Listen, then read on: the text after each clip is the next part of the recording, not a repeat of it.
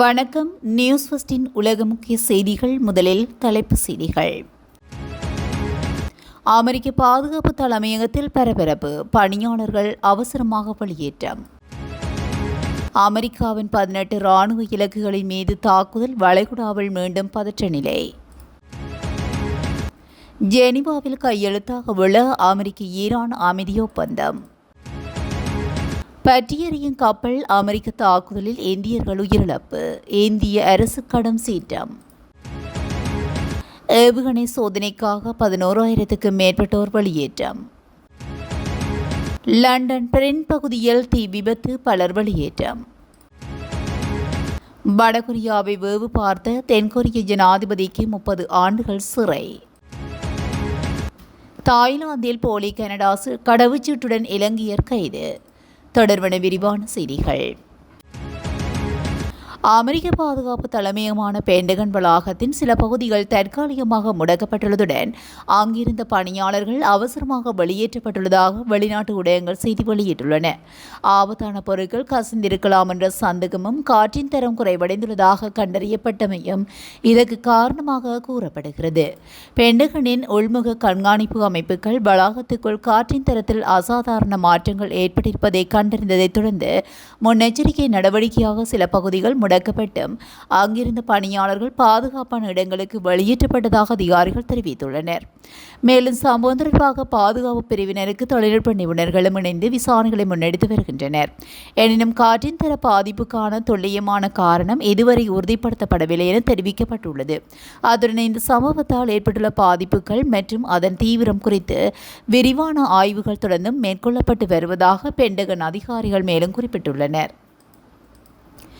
அமெரிக்க இராணுவ முகாம்களின் 18 இலக்குகளை தான் தாக்கியதாக ஈரானின் இஸ்லாமிய புரட்சிகர காவல் படை தெரிவித்துள்ளது.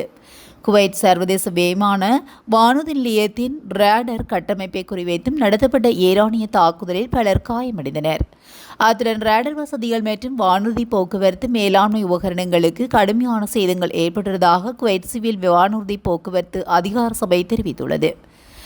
மேலும் அமெரிக்கா அண்மையில் நடத்திய தாக்குதல்களுக்கு பதிலடி கொடுக்கும் வகையில் குவைத், பஹ்ரைன் மற்றும் ஜோர்டான் ஆகிய நாடுகளில் உள்ள அமெரிக்க இராணுவ முகாம்களின் 18 இலக்குகளை தான் தாக்கியதாக ஈரானின் இஸ்லாமிய புரட்சிகர காவல் படை முன்னதாக தெரிவித்திருந்த நிலையில் இந்த தாக்குதல் இடம்பெற்றுள்ளது. வளைகுடா போரை நிறுத்துவது தொடர்பான அமெரிக்காவுக்கும் ஈரானுக்கும் இடையான புரிந்துணர்வு ஒப்பந்தம் ஞாயிற்றுக்கிழமையன்று கையெழுத்தாகலாம் என்றும் அதற்கான அதிக வாய்ப்புள்ள இடமாக ஜெனீவா உருவெடுத்துள்ளது என்றும் சர்வதேச ஊடகங்கள் செய்தி வெளியிட்டுள்ளன. புரிந்துணர்வு ஒப்பந்தத்தில் உள்ள வாசகங்கள் இன்னும் உறுதி செய்யப்படவில்லை என்று ஈரான் ஆதரவு ஹிஸ்புல்லா குழுவிற்கும் எதிராக இஸ்ரேல் சண்டையிட்டு வரும் லெபனானில் நடக்கும் சண்டைகளையும் இந்த ஒப்பந்தம் முடிவுக்கு கொண்டு வர வேண்டும் என்று தனது நிலைப்பாட்டில் ஈரான் உறுதியாக இருப்பதாக தெரிவிக்கப்படுகிறது. சனிக்கிழமைக்குள்ள ஒப்பந்தத்தின் வாசகங்களை இறுதி செய்து அமெரிக்க துணை ஜனாதிபதி ஜேடி வான்ஸ் மற்றும் ஈரான் நாடாளுமன்ற சபாநாயகர் முகமது பாகர் ஹலிபாப் ஆகியோர் அதில் கையெழுத்திடுவதை இதன் நோக்கமாக கருதுகின்றது. இதற்கான இடம் எதுவும் இன்னும் நிர்ணயிக்கப்படவில்லை என்றும் ஆனால் ஜெனீவாவே மிகவும் சாத்தியமான இடமாக தோன்றியுள்ளதாக தெரிவிக்கப்படுகிறது. மேலும் ஒப்பந்தம் இப்போது தயாராகிவிட்டதனால் ஈரான் மீதான புதிய தாக்குதலை ரத்து செய்வதாக ட்ரம்ப் வியாழக்கிழமை தெரிவித்தார். ஈரானுடனான போரை நாங்கள் இப்போதுதான் சிறப்பாக முடிவு கொண்டு வந்துள்ளோம் என்று வியாழக்கிழமையன்று வெள்ளை மாளிகையில் செய்தியாளரிடம் ட்ரம்ப் கூறினார். ஆனால் ஈரானிய அதிகாரிகள் வெள்ளிக்கிழமை விவரித்த ஒப்பந்தத்தின் விதிமுறைகள் தெஹ்ரான் இதுவரை கோரியவற்றில் பெரும்பாலானவற்றை வழங்குவதாக தெரியவந்துள்ளது. எனவே பிப்ரவரியில் தாக்குதலுக்கு உத்தரவிட்ட பிறகு ஈரான் மூடிய ஹார்முஸ் நீரிணை மீண்டும் திறப்பதை தவிர ட்ரம்ப் கோரியவற்றில் சிறிதளவே அவருக்கு கிடைத்ததாகவும் தெரியவந்துள்ளது. எனவே ஈரானின் எண்ணெய் மீதான தடைகளை இந்த வரைவு நீக்கும் என்றும் அதன் பில்லியன் கணக்கான டாலர் நிதிகளை முடக்கத்திலிருந்து விடுவிக்கும் என்றும் லெபனான் உட்பட அனைத்து முனைகளிலும் போர் நிறுத்தத்தை இது கோரும் என்றும் இந்த மூத்த ஈரானிய வட்டாரங்கள் தெரிவித்துள்ளமை குறிப்பிடத்தக்கது.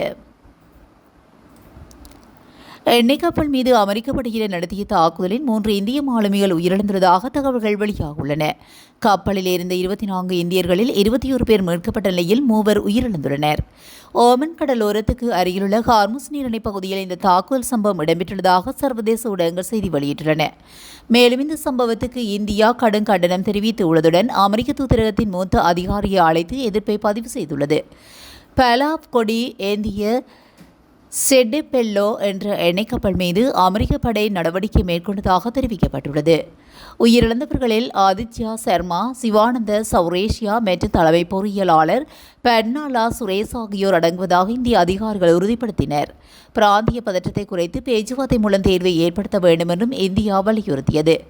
இதுகுறித்து எக்ஸ் தளத்தில் இந்திய கப்பல் போக்குவரத்து துறை அமைச்சர் சர்வானந்தா சோனாவால் கூறுகையில், ஷெட்டோ பெல்லோ என்ற எண்ணெய் கப்பல் மீது நடத்தப்பட்ட இந்த தாக்குதலில் இந்திய மாலுமிகள் 3 பேர் உயிரிழந்தது துரதிருஷ்டவசமானது. இந்த துயரமான நேரத்தில் உயிரிழந்த மாலுமிகளின் குடும்பத்துக்கு மோடி அரசு துணை நிற்கின்றது.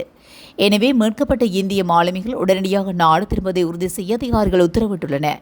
உயிரிழந்த மாலுமிகளின் உடல்கள் இறுதி சடங்குகளுக்காக உடனடியாக இந்தியா கொண்டு வரப்படும் என்றும் அவர் தெரிவித்துள்ளார். ஒடிசாவின் சந்திப்பூர் நகரில் இந்திய பாதுகாப்பு ஆராய்ச்சி மற்றும் மேம்பாட்டு மையம் நடத்தவிருந்த ஏவுகணை சோதனைக்காக ஏவுதளத்தை சுற்றியுள்ள 3.5 கிலோமீட்டர் சுற்றளவில் வசித்த 11,442 குடியிருப்பாளர்கள் தற்காலிகமாக வெளியேற்றப்பட்டனர். இந்நிலையில் வெளியேற்றப்பட்ட மக்கள் அனைவரும் பர்தான்பூர், வேம்போர் மற்றும் தொந்த்ராரா ஆகிய கிராமங்களில் உள்ள புயல் நிவாரண மையங்களில் தங்க வைக்கப்பட்டுள்ளனர்.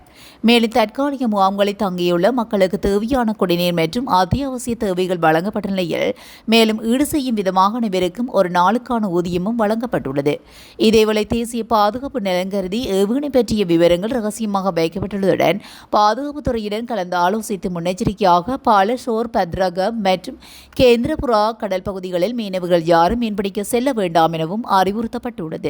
சோதனை முடிந்த பின்னர் மக்கள் அனைவரும் தங்களது வீடுகளுக்கு திரும்ப முடியும் எனவும் அறிவிக்கப்பட்டுள்ளது. லண்டனில் அமைந்துள்ள தொழிற்பேட்டை ஒன்றில் வியாழக்கிழமை ஏற்பட்ட பெருந்தீ விபத்தை தொடர்ந்து பாதுகாப்பு காரணங்களுக்காக சுமார் 100 பேர் வெளியேற்றப்பட்டுள்ளனர். பிராண்ட் பகுதியில் ஏற்பட்ட தீயை அணைப்பதற்காக பல தீயணைப்பு வாகனங்களும் 100க்கும் மேற்பட்ட தீயணைப்பு வீரர்களும் சம்பவ இடத்துக்கு அனுப்பப்பட்ட நிலையில் குறித்த பகுதியை கரும்புகைகள் சூழ்ந்ததனால் குடியிருப்பாளர்களை தங்கள் வீடுகளின் கதவுகளையும் ஜன்னல்களையும் மூடிக்கொள்ளுமாறு லண்டன் தீயணைப்பு படை அறிவுறுத்தியது. பிராண்டில் உள்ள ஆக்ஸ்டேட் தெருவில் அமைந்துள்ள வணிக வளாகத்தில் அமைந்திருந்த 2 மாடிகளை கொண்ட பல்நோக்கு தொழிற்பேட்டையை இவ்வாறு தீ விபத்துக்குள்ளாகியது. இந்த தீப்பரவலானது உள்ளூர் நேரப்படி இன்று காலை 6 மணிக்கு முன்பாக கட்டுக்குள் கொண்டு வரப்பட்டதாக லண்டன் தீயணைப்பு படை சுட்டிக்காட்டியுள்ளது. தென்கொரியாவின் முன்னாள் ஜனாதிபதி யூன் சக் யோலுக்கு அந்நாட்டு நீதிமன்றம் 30 ஆண்டுகள் சிறை தண்டனை விதித்து அதிரடி தீர்ப்பளித்துள்ளதாக வெளிநாட்டு ஊடகங்கள் செய்தி வெளியிட்டுள்ளன.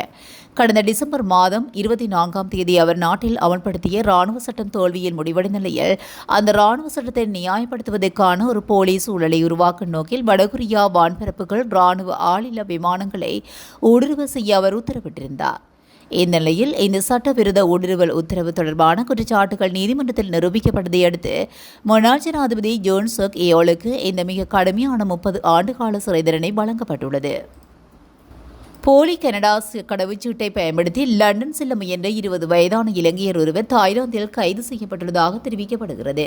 தாய்லாந்தின் சுவர்ணபூமி சர்வதேச விமான நிலையத்திலிருந்து லண்டன் நோக்கி பயணிக்க முயன்றபோது அவர் சமர்ப்பித்த கனடா நாட்டு பயண ஆவணத்தில் முறைகேடுகள் இருப்பதை குடிவரவு அதிகாரிகள் கண்டறிந்துள்ளனர். மேலும் இதையடுத்து குறித்த நபர் அதிகாரிகளால் கைது செய்யப்பட்டதாக தாய்லாந்து குடிவரவு திணைக்களம் தெரிவித்துள்ளது.